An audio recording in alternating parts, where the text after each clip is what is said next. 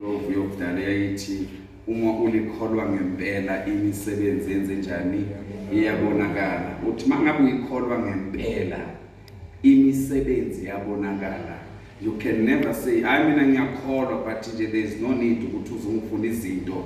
Mina uNkulunkulu wami uyangazi nje uNkulunkulu mina ngiyakholwa. Wayefanele ngiprove wena. But the reality is this. Udinga ukuthi usitshele ukuthi ufakile iperfume or icolor. Kunesimele sizokulandela esishoyo mamlindi ukuthi hayi ufake icolor ufake iperfume, but there is this smell or essence oba nayo eshoyo ukuthi kunento oyenzile. Akudingi ukuthi wena usitshele ukuthi ufake iperfume or ufake icolor ufake it, but le smell siyasho sona ukuthi akhona into ayifakile ngilo muntu. So similar nomuntu okholwayo akudingi ukuthi ngiyakholwa, but kunemisebenzi eyidemonstrateayo, kunezinto ezishoyo eziyiphunga lokukholwa. Angazi bezwakala bazalwane. Kunezinto eziba noma ngathi uyakufihla but lemisebenzi iyaveza ukuthi lo muntu uyakholwa lo. Alibonke amale Nkosi uJesu. Kanti mawuzothi uyakholwa without works, that is a fake faith. Faith yona mara ezenjani bazalwane? A fake is not an original one, because an original faith there must be an exploit. Kufanele kubeke nemisebenzi yamandla. Ayamandla are natural, but supernatural power azo demonstrate ukuthi lo muntu as much as asemhlabeni uqhumene nani nezulu. Because faith bazalwane sort of ngayibekisa kanjani, ifana ne-Bluetooth eyisebenza phakathi kwefone nespeaker. Angazi uzwakala bazalwane. As much as ispeaker singaba at a distance, as long kune-Bluetooth kulesiya speaker, kune-Bluetooth kwifone, lokho kusho ukuthi izoba khona i-connection noma ingeke ibonakale, but imisebenzi ye-Bluetooth izozwakala, izobonakala ukuthi no kukhona ukuxhumana okukhona la. Alibonke amandla eNkosi uJesu. Similar the case, umuntu wasezulwini ophila emhlabeni uba ne-connection ngefaith. Ifaith eyenza umuntu osemhlabeni aqhubane nezulu. Izulu likwazi ukwenza njani ukuthi litransfere izinto zasemazulwini zenzeke emhlabeni ngoba kunomuntu oconnected via the faith. Alibonke amandla eNkosi uJesu. So ke ifaith yethu isebenza as a Bluetooth. Iyona nto mababheka wena funa babone ukuthi ezulwini khona into eyipreswayo. Kusho amagama ngokwezulu fanele ngabe sekwenzeka ukuthi manje, because there is somebody on a faith as a Bluetooth okwazi ukusho ukuthi hayi sekhona izinto ezenzakalayo. Alibonke amandla eNkosi. Mina mawuthatha iBhayibheli lakho ulireader, oh my God, uthi mawuread iBhayibheli lakho kuzwakala ukuthi Bluetooth is connected, because manje lo muntu lona akasafundi ngokwenyama in a natural sense, but now there is this super in the nature, then you become supernatural. So ordinary, you are now becoming extraordinary. To become extraordinary, until there is this Bluetooth connection, a faith. Because the moment it takes charge, you tend to become a normal person. You are no longer natural. So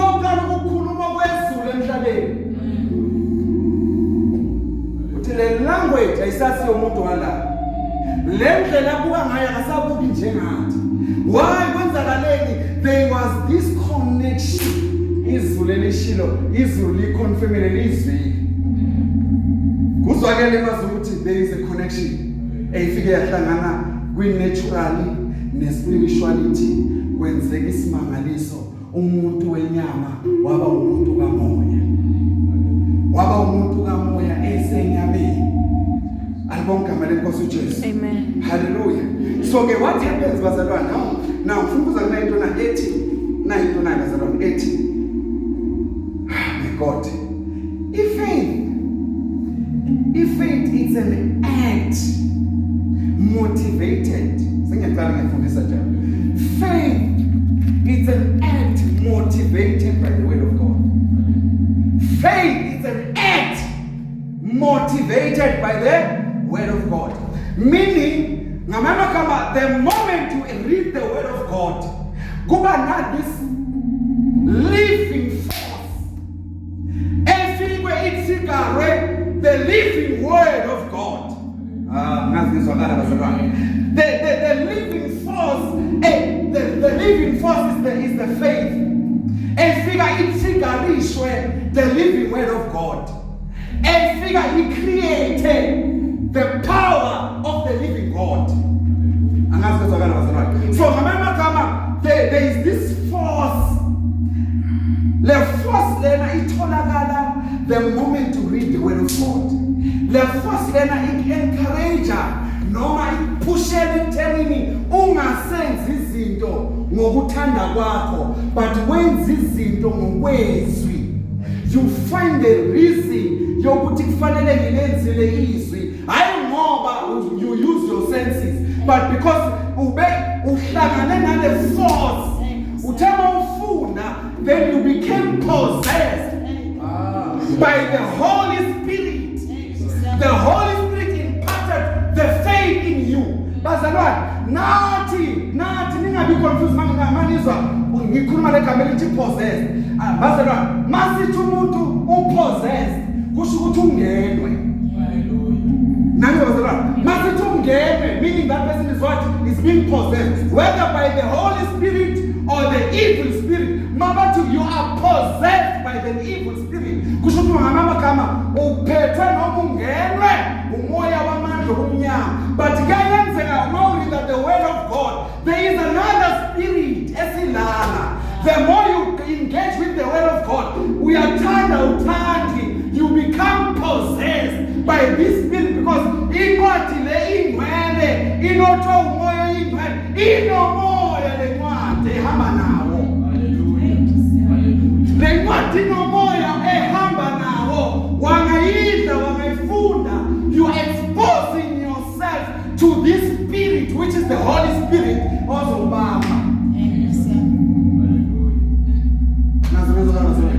Kunezinto esizibalekelayo ngoba hayi ngoba lezi zinto singayifuni, but we understand ukuthi who's the source behind these things. Ngamanye kama mangabezo noma ngabe lo moya awufuni, but the author yalento le is the evil spirit. Once we interact naleyo ngamanye kama uyathanda uthandi, you become possessed by that spirit, because the source of this thing, umoya omnyama, similar.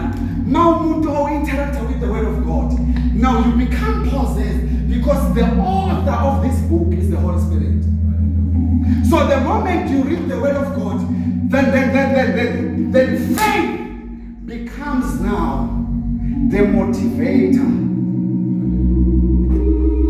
Now it encourages you. It is the source or the force that pushes you to do or to act according to the word of God. All right. Let us put the James chapter number 2. James chapter number 2, James chapter number 2. Master James chapter number 2. Let us read that from the verse number 17. Oh my God. Verse number 2. Yes. Verse number 17. Oh. Kanjalo ke nokukholwa. Yes. Uma kungenayo imisebenzi. Okay, sifunde the previous verse kancane. Verse number 16. Verse 16, yes. Kusho omunye kini kubo ukuthi hambani nibe nokuthula, nifudumale, nisuthe, kepha ningabaphi lokho kudingwa ngumzimba. Lokhu kusizani na? Lokhu kusizani ukuthi declare powerful things ezingasupportwa yizenzo ngemuva. Khuluma izinto ezinamandla, but akunanto eyisupportayo ngebazalwane. Ake sithi faith is work. Ake sithi faith is works. Faith is works. Yeah, the faith that is approved by God is a faith with works. Akusi faith yokukhuluma izinto ezinamandla kungena umsebenzi emuva. Kuthiwa kusiza ngani ukukhuluma something powerful ibe ngemuva you don't do nothing. Qhubeka. Kanjalo ke nokukholwa. Yes. Uma kungenayo imisebenzi. Yes. Ufile ngokwakho. Uma ukukholwa kungenayo imisebenzi kwenze njani bazalwane? Ufile ngokwakho. Kusho ngamanye amagama ukukholwa kuyaphila. Phila ukuthi ukukholwa kuyaphila manje. Ukukholwa kwenze njani bazalwane? Kuyaphila. But ke ubona kanjani ukuthi ukukholwa kwami kufile noma kuyaphila? uJesu uzositshela. Because ukukholwa bazalwane akusiyona just an ideology. Akuyona into esengqondweni. It's something that is original. It exists. Ifaith bazalwane into ekhona ephilayo. And as much as iphila iyaphinda ife hayi bazalwane kuyenzeka ibe khona hayi ukuthi awunani ikhona arifile omunye abe nako kuphile ungamlwisi nawuthola umuntu athi ngiyakholwa kodwa kunamisebenzi. That individual ukhuluma iqiniso unako but udinga somebody ozofika amtshela ukuthi ngokwezulu you need a resurrection. Lokukholwa kwakho kufile. Lokukholwa kwakho kufile. Unako kodwa kwenze njani? Kufile. Ufundela ukuba nolwazi.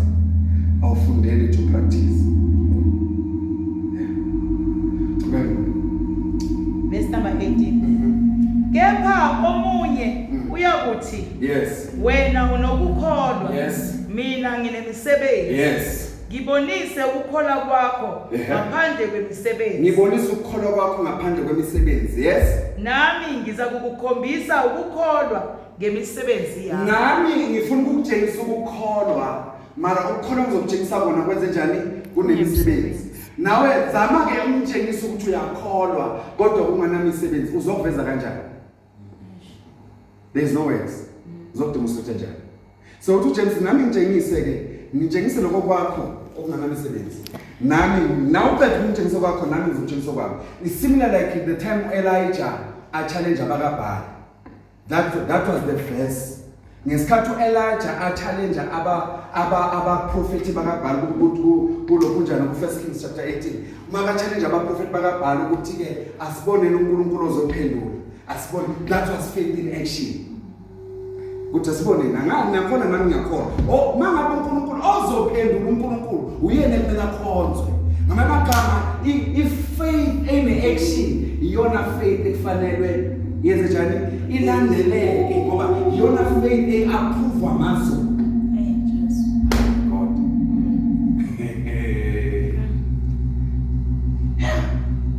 NabakaBhaali had faith. But the problem is their faith was not working. Elijah had faith. Because the moment you have faith, doesn't matter how many people stand before you. You don't need a multitude. You think faith. Because the power is in heaven. As long as you have enough faith, you are powerless. But you can become one. Facing ukukaba. Maramono call of the second. You are surrounded, you've got a backup. Heaven is there to back you up. Izulu linyekekela umuntu okholwayo. Izulu limshini ehlazweni umuntu okholwayo. Izulu limdelo okholwayo. Bazalwane, makunento ebhawayo, makunendawo la i-success ibhawa khona in the life of an individual on a faith. Ifika lapho success ithi siyakhahlela, we salute. We've got no any other option because faith is powerful. Faith knows no defeat.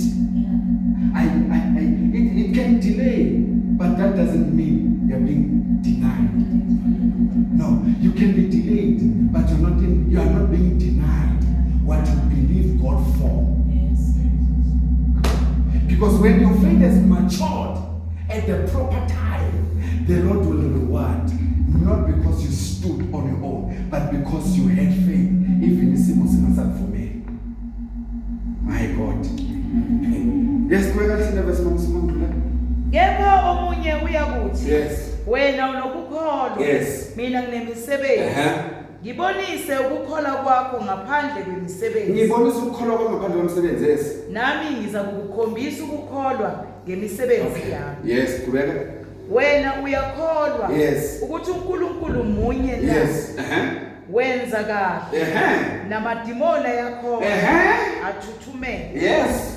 Kepha wena muntu ongelutho uyathanda ukuqonda ukuthi ukukholwa ngaphandle kwemisebenzi kuyize na. Bazalwane, amadimoni nawo ayakholwa. Njenganawe okholwayo ungena misebenzi. Idimoni umuntu okholwayo engena misebenzi alinankinga liyaphilisana naye. Oh my God. Idimoni liyahlala endlini ekholwa elingana misebenzi. Liphilisane naye nje futhi likholwa ukuthi wena ngiyakholwa nangathiwe understand le nto mangikhipha. Ngiyakholwa ukuthi mangikhipha. Nawe ukholwa ukuthi nama ngathi ngiyenza ngiyakhipha. Lithi akunankinga zokukholwa ukuthi ungangikhipha. Nami ngikholwa ukuthi ngingaphuma. Manje sizokufika lutho. Sizohlala nje sithule sithi uhlale for years unokufrustrate idimoni. Nalo lisolo lihleli for years lithi akangikhiphi. Because nalo lithi angikwazi ukuphuma that is why athu Jesu ngokukholwa kuncane okungangenhlavuyani yesina ungathi suka kufanele wenze ungathi as-long ungakasho uzokukholwa kunako intabi la as-long intabi ngasho lutho na intabi ithi nami ngiready ukusuka nawe ready ukumsusa but akekho awukhulumi namasuki. Because ukukholwa makungenayo imisebenzi kufile. And mawukholwa unganamisebenzi yazi ukuthi namadimoni ayakholwa njengokukholwa nawe. But namadimoni, they don't act according to the word of God. The demons are in disobedience in the word of God. Amadimoni awamthobeli uNkulunkulu njenga nawe ongamthobeli ngokuba submissive under his word. Uba submissive kanjani uthi your word God is my command. Okushoyo noma yini ngokwenza. Then now by that time then I now become your Lord because you are now doing what I command you to do. That's why nabafundi umama kaJesu makayakibo uthi noma yini akushoyo ayinikalele. Akathi noma yini ayishoyo vumelana nayo. No. God uthi noma yini ayishoyo practice. Yenzani lesikhathi nenza nizobona isimanga. Isimanga sikho lesikhathi uthi that's the word of God is true. It's true. It's good to vumelana nayo, but the power is not in that. After you said it's true, you act according to it. You hamba wenzisa njengaloku lithi yenza njalo. My God. Okay, what is faith number 2? Because faith number 2, faith. Oh my God. Hey. Bazalwane, kunezinto esingeke sazi experiment. Sizokholwa ukuthi zikhona. And njengoba sikholwa ukuthi zikhona. Noma singayiboni kuMandla zi-manifest empilweni zethu. That doesn't mean azikho. But singaze sihambe noma singaze sife singazibonanga zenzekile. Nangizozala. Hayi ngoba inkosi ingafuna ukuzenza. My God. Hayi ngoba inkosi ingafuna ukuzenza, but we are not putting into practice lokho inkosi ekushoyo. So lokho kuyosenza ukuthi ke size sidlule singayibonanga imisebenzi emikhulu kaJehova. Sibe sikholelwe ukuthi ikhona, but singayibonanga yenzeka ngenxa yokuthi asizange samvumela ukuthi uNkulunkulu njengokusho kwakhe bese siyenza. My God. Now, mfuna ukuya into nayo. What is faith, Pastor? Faith is a blessing. It's a blessing. Ukukholwa kuyisibusiso. Ukukholwa okuza ngezwi kuyisibusiso. It's a blessing, my friend. Asifune nale verse. Incwadi kaLuke chapter 1. Incwadi kaLuke chapter 1. This is from the verse 45. Luke chapter 1 verse 45. Ubusisiwe owakholwayo. Yes. Ngokuba kuza kuba khona ukufezeka kwalokho akutshelwa. Ubusisiwe lowo owakholwayo. My God. Ubusisiwe loyo owenze njani bangcwele owakholwayo ngoba kuyokwenzeka njengalokhu kukhulunyiwe kuye. Meaning as the word of God has been declared in your life, ukholwe kungakwenzeki, ukholwe. uMaria lo bazalwane eyobona udadewabo noma ikhazini yakhe eyomama umfundisi wakhe uElizabeth. Lithi Bible makangena kaElizabeth, lithi Bible wamemeza ugogo omdala. Ngenxa yokuba sekukhuthuze kumntwana noma sekunyakaza umntwana ngaphakathi kwakhe, lithi Bible makabona uMaria angena, uMaria ungena under the instruction or because of the command from the angel of God, ethe uzokhulela umntwana but hamba uyobona umama umfundisi already kunesimanga senzekile. uMaria uyaphuma uyokokoda kaElizabeth, hayi ngoba khumbula uElizabeth but izulu lithe akaye kaElizabeth. So makaya kaElizabeth, it's an act of the word of God. Uhamba ngokwezwi uneshow lokuthi umntwana ukhona lapha kagogo. Makafika vula umnyaka bavuleka isimanga, bavuleka izulu, uElizabeth wezwe umntwana ajayiva, wezwe umntwana enza isimanga. Lithi Bible then Elizabeth started to prophesy.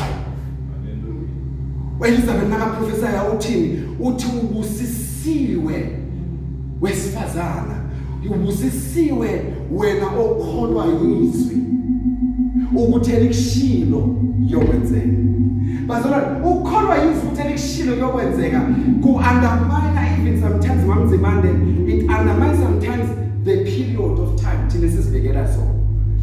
Ngoba ukukholwa yizwi uyakholwa izwi uzibekele estimation uthi from year to year kungenzeka. But remember, sikhonza uNkulunkulu who can undermine time because he's God who's out of time. Umdala wensuku. So akasazi isikhathi lesi sisebenzisayo uthi.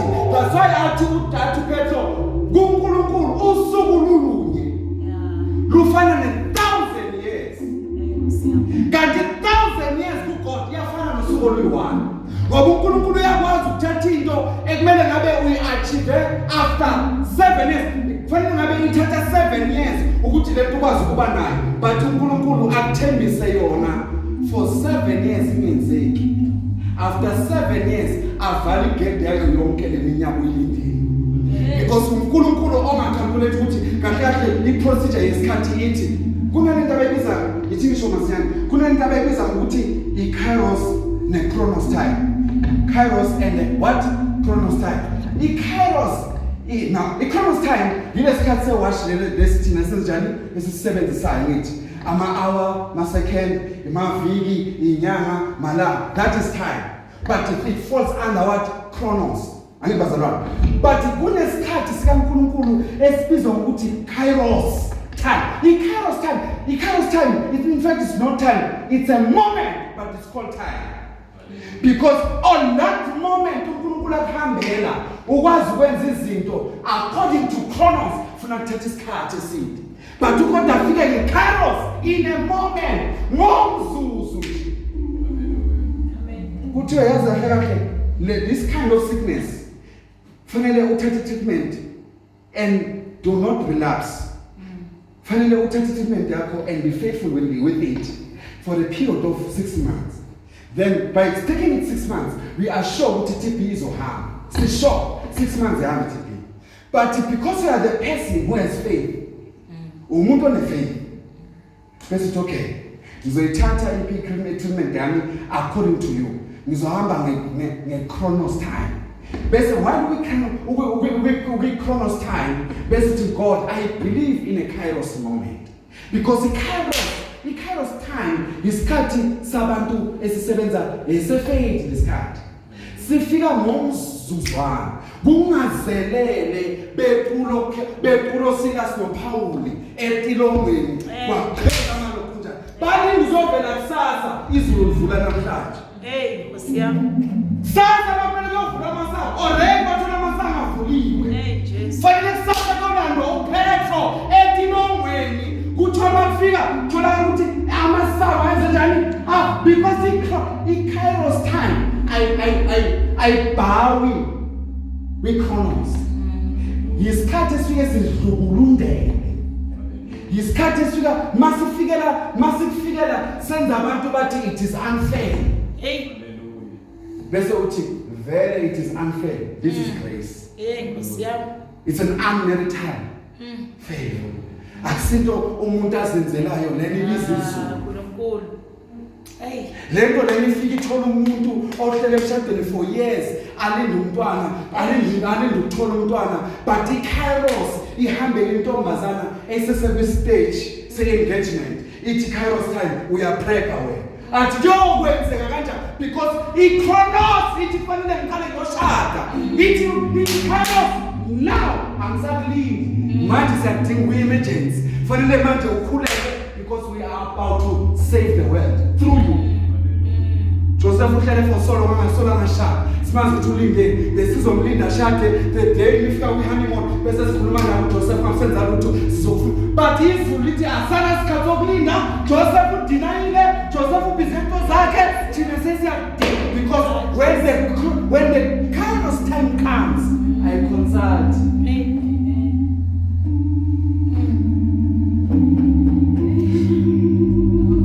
But it operates with space. It operates with space. Faith.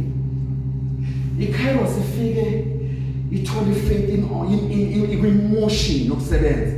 Bese iKairos ithi ke let's do the work. Bese benzeka. But akwazi ukusebenza umuntu ongana faith. Ngoba uma ungana faith ufana nobaba kaJohn. Uzakarayo. You start to question. Sekudala silindile uNkosi asikamdala nana. Lento okwenza kanjani? Lithi izulu mamela kuzokwenzeka because ithi Kairos funa umntwana bese lakhona azomemezela insindiso, azovula indlela yenkosi. When you start to question because you don't have faith, uzopha umlomo right there. Izulu sethatha indawo manje. But because iKairos bazalwana ifika, sometimes it violates nenkolelo zakho. iKairos mayifika wazi ukuthi ingelosi sifika lo muntu oku 30 days fast. Ifika ingelosi sigcona ukudla singaka. Lithi izolo sesifikile. Thema ngiyangikho ngizofasting kwenzeka kanjani? Ngifuna ngifasting. Lithi izolo fasting sozongena after sesiyaqala thina sasebenza manje.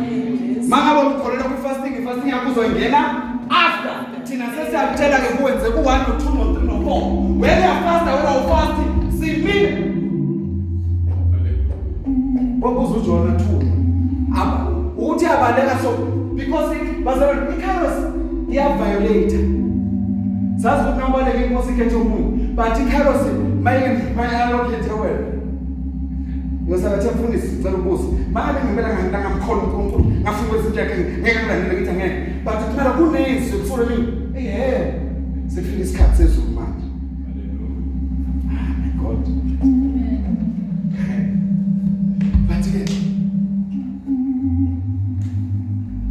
Faith,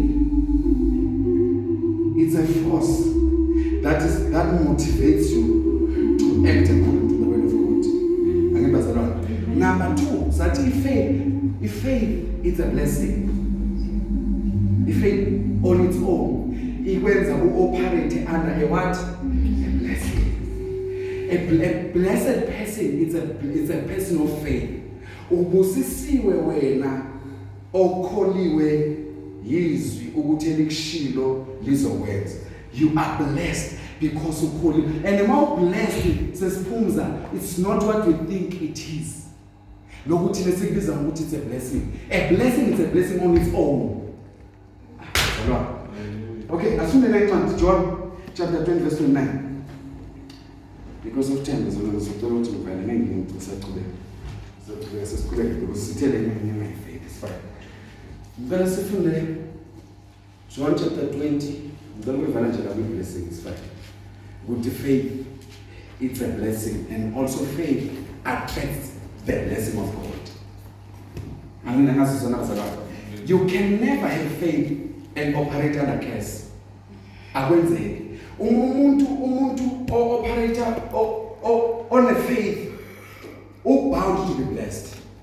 Uyathanda kathandi kunesibusiso esiphezulu ekhanda lakhe. John chapter 20 verse 29. uJesu wathi kuye, Yes. ngokuba ungibonile, Yes. ukholiwe na? Yes. Babusisiwe abakholwa bengakaboni. Babusisiwe abakholwa benzenjani? Bengabonanga. Lo yazi ukutshela uthini? Ukutshela ukuthi you are blessed mamlindi ngaphezulu kukaPetro. Because uPetro ukholelwa kuJesu ambonile. But wena mamzimande uhlanya ngoJesu umkholelwa ungambonanga.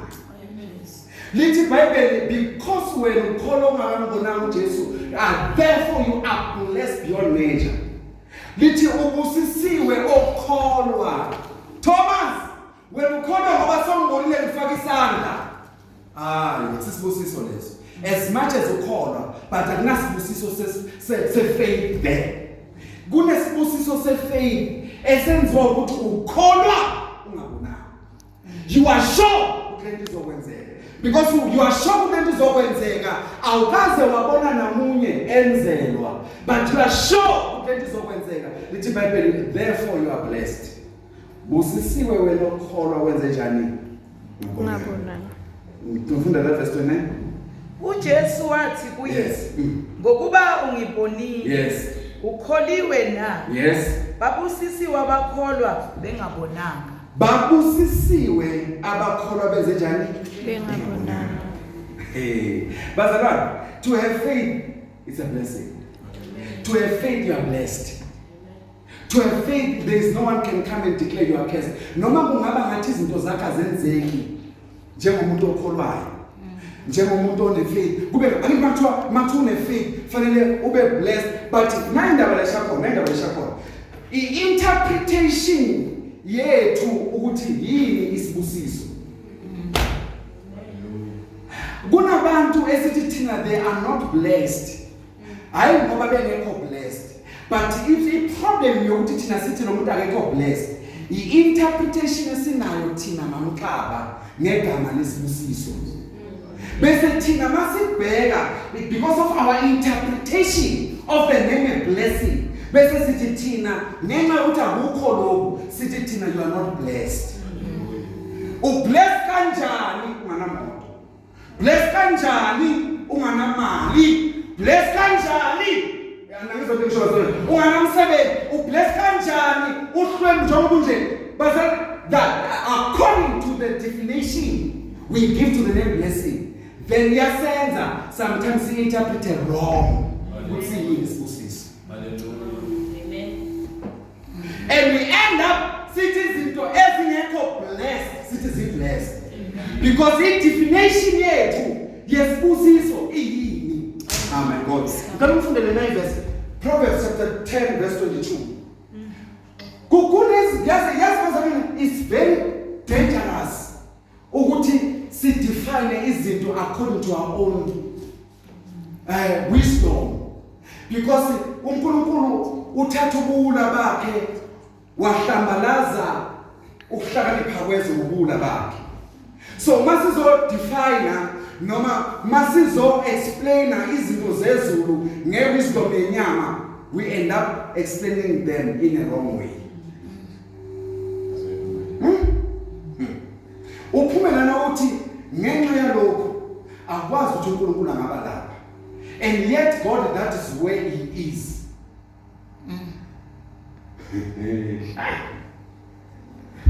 Isn't it ukuthi sesifunza lithi iBhayibheli ngesikhathi uJesu athi asuweleleni ngaphesheya. IBhayibheli sibekela ngokusobala ukuthi there were other boats. Yeah. but the boat that was under attack. Jesus. Yes. According to our definition, fanele no Jesus ingabe under attack. Yeah. Hey. And ngokwezulu, because these ones abangana Jesus ba vulnerable. They are not supposed to face izinto zabantu abanesolution. Bazalwane, it's very good. It's not right in God's sight. Ukugula komuntu ongana medical. It's not fair to God. Kufanele kugule on medical ngoba usizo lukhona. Amen. Hallelujah. So if you need solution, then expect problems in your way. Hey, Hallelujah. Awazi ngoba une solution. Uthi hayi mina ngwazi fanele ziyela hayi mayala ba iya on a wrong address. In English kuthiwa ke problems gravitate towards their solutions. Many times inkinga ziyala zothola khona usizo. There's no way uthola umuntu obhema ama drugs, obhema inyawo ayocela 2 rand komunye obhema inyawo. Fanele ngiye kongabhemi. Lona sesibhemile sicela kanjani soyi-2. So it's a blasphemy makeza kuwe wena ongabhemi uthanda abangani bakho. So when problems comes in our way, it's because God saw it fit. We are empowered. Hey, Jesus. Yo. Many times masibhekana nezinto. Fanele wazi ukuthi many times interpret izinto. That's why we interpret it wrong, because we interpret izinto as interpreted ukuthi siyibobani.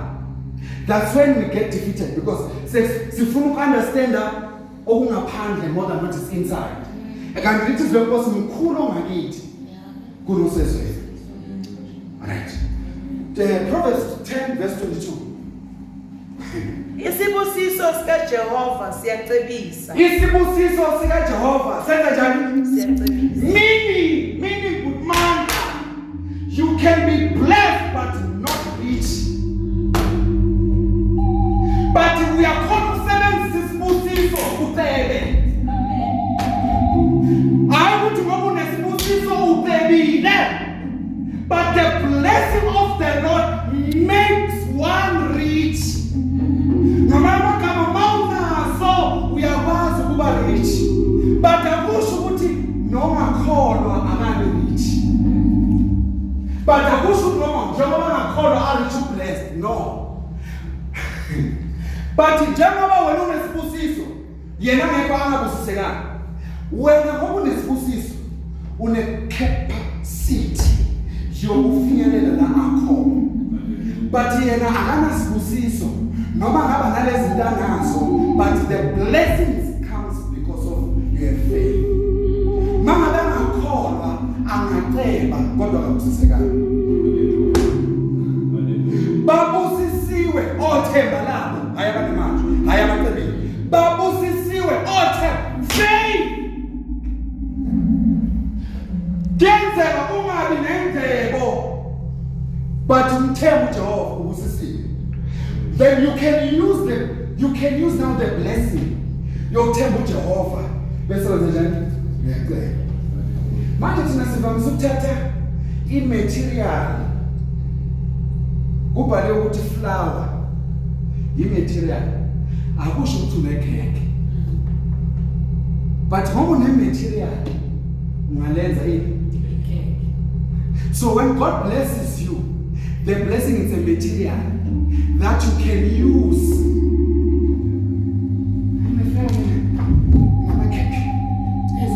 Uzofa uyibambile flower ungananto unento yokwenza.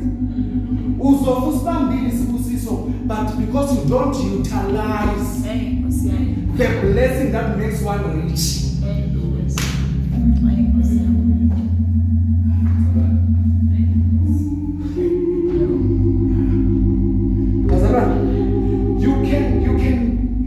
You can get tormented. Suffer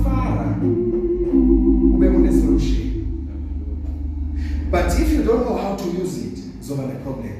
That is why uJesu njengoba ngisaphuza incwadi ethi bekuneminye imikhumbi ebekhona but iBhayibheli isibekela ngokusobala ukuthi umkhumbi owabhekana nezimo umkhumbi owawunoJesu. Reason being now we know ukuthi because there was a solution in that boat. Ngamanye amagama ulwandle belidinga deliverance from the spirit. And ulwandle labo deliverance. Ilapha kweyamkhumbi lo yakhe. But abe basemkhumbini bebangazi kunosizo lolwandle. When ulwandle lukhala langakhali kibo. Because uJesu wakhuza umoya wathulisa ulwandle. Wakhuza umoya. Kusho ngamagama lapho ulwandle bekunomoya ubungqama.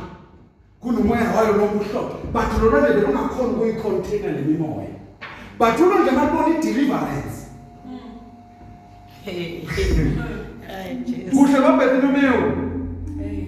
Ukuthi uJesu yandlula.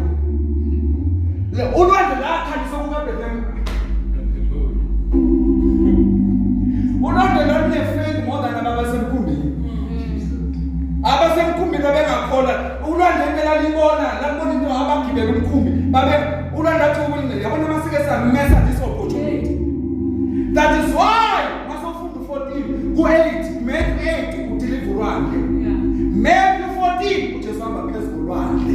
Ulwandle seyama-understand ukuthi I can transport this person because yesterday umdeliver.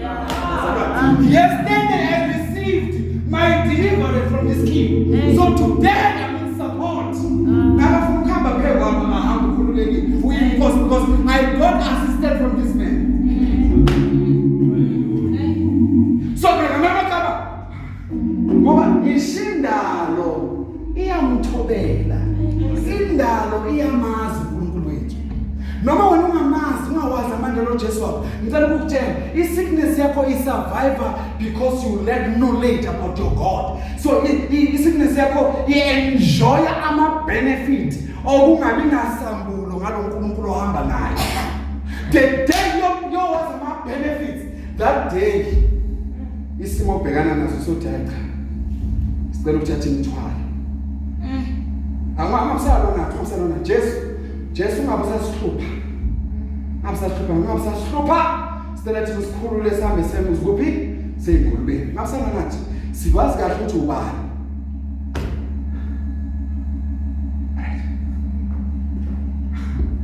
Okay, let's do the verse.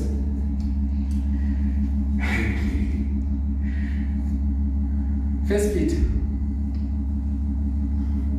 chapter 5. First Peter, no, not chapter 5. First Peter chapter 1 from verse number 5. My God. Nina enilondolozwa ngamandla kaNkulunkulu. Nina enilondolozwa ngamandla kabani? kaNkulunkulu. Get the reason why nilondolozwa ngamandla kaNkulunkulu. Yes. Nina enilondolozwa ngamandla kaNkulunkulu. Yes. Ngokukholwa. Nina enilondolozwa ngamandla kaNkulunkulu ngokukholwa. Meaning amandla kaNkulunkulu athola istrength sesiphumza sokuthi akulonde because you have faith. Because kuthiwa lamandla kaNkulunkulu akulondoloza ngokukholwa. Lamandla kaNkulunkulu asime ekukholweni kwakho. Bese uma ngesibili uthi mina uJehova wenze njani? Yangilondoloza. Jehova umlondolozi wakho. You only qualify to declare that statement mangabukholwa.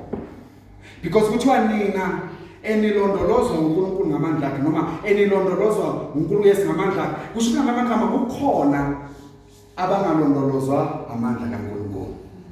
Why bangalondolozwa yiwo? Because they choose not to have faith in God. But because you choose to have faith in God, then you qualify to be guided by the power of God. Kubeka mama, zikwazi ukuba nibe nokusindiswa okulungiselwe ukwambulwa ngesikhathi sokugcina. Lamandla ayanilonda anilondela ukuthi nize nifinyelele osukwini lokwambulwa kwenkosi. Meaning mamlili awulondolozwa ukuthi uthandaza kangakanani. Ulondozwa amandla kaNkulunkulu ngokukholwa ukuze ufinyelele insindisweni yakho.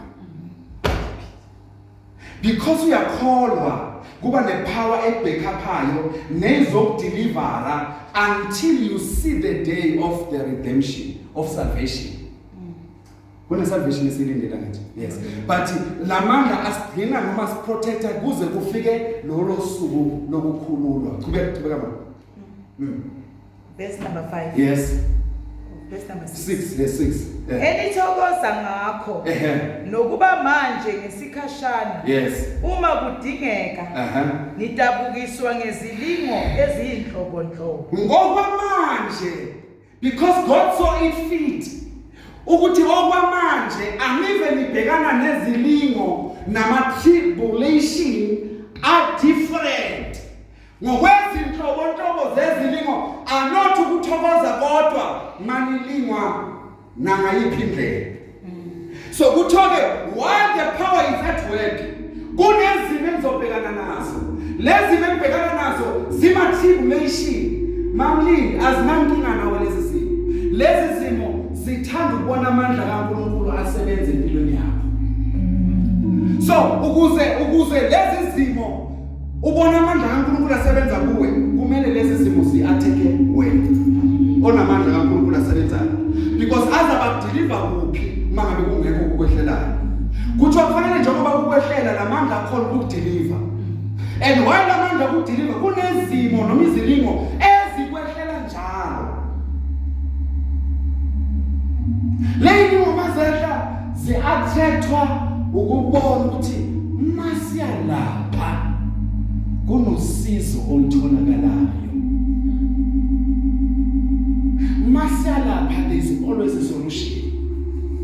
Then bese siza njalo enangazi abantu bangibonana enangazi anginama la mara bahlale bazoboleka imali kimi angibazi bangibonana. But why don't you ask yourself a question always baphuma bayiphethe?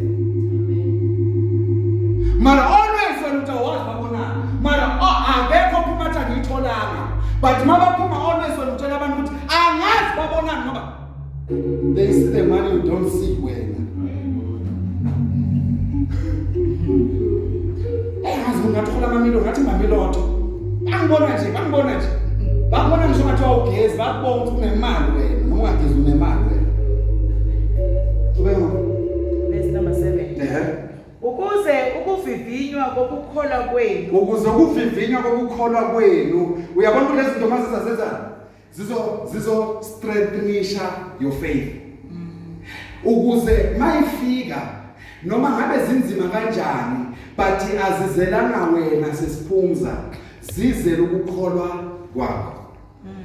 The time you got in an accident you might think they were after your car. You might think bekuhlelelwe bekunhloso ukuthi kuchithwe imoto. It was not about the car. It was about your faith in God. Ukuze masokudefeate konke ukukholwa kwakho kusele kumile. Njengoba namhlanje ubuya uzothi ngimbonile uNkulunkulu sekuyaqala ukuthatha indaba bengasine moto. Because if imoto bekuthiwa izange yasurvive ngaba kunafakazi. So meaning in other words ukusurvive wemoto because ukusurvive but they survive in faith. Bekuthinisa faith yakho. Jesus. Nkosi makazi umkhulula kule kusho nakwenzayo zokukhulula. Hallelujah. Mama mdelana na. Akusekho ngayophinda umdele khona. It's a confirmation. Mama umkhulule lapha. Ishakulo iphinde kube khona kophinde kumbamba. But imagine thina sibona ngathi masibambelana la funa phinde ngayena. Njalo bakhulula izolo. Bekathi ukunakusasa ngabusakhathazela. Wena already so ngokhulula. Jesus. Because if one khulula izolo bengeke ngikwazi ukuvela kubanjwe lokho kungibamba namhlanje. Okumbambe namhlanje kumbambe ngoba ngikhulula izolo. And mangabe ngikhulula izolo namhlanje ngiyaphuma mina. What? With the proof yayizo. Jesus. UNkulunkulu uthini? Uthi uNkulunkulu uJoshua mangena olwandle ufuna ikhaza ukusikhathi siqale bazalwana. Hamba nabapriest baphatha umphongolo. Mabafika eJordani bazongena. Mabangena eJordani kuzovuleka amanzi. Mawuvuleka amanzi mabanajaha ukuphuma. Bathatha amathe. And and lamatshe bawathatha deep down on Jordan. Basathi uNkulunkulu uyazi lamatshe bawathathelana. Bawathathela ukuthi nakusasa mababhekana nesimo esingajombeki. Mababheka lamatshe. Bazalwane, ngamanye amagama akusadingi ukuthi kuze mina ngizobathe kuzobakhulula. I-testimony yabo yayizolo. Futhi salibatshela ukuthi noma ngazange ngizosho, but ngisemkhululile. Uma ngabe uNkulunkulu akwazi ukumtholela leyo msebenzi izolo. Nalokho ufuna namhlanje uzomnikeza. Ukumnika kwakhe wayizolo. Beka nje ukuthi ngiyakwazi ukunikeza umuntu.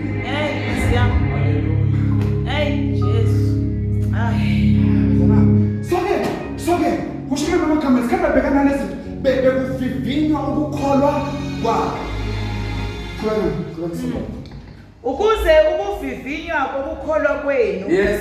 Okuyigugu kunegolide. Okuyigugu kunegolide. Yes. Elibhubhayo. Yes.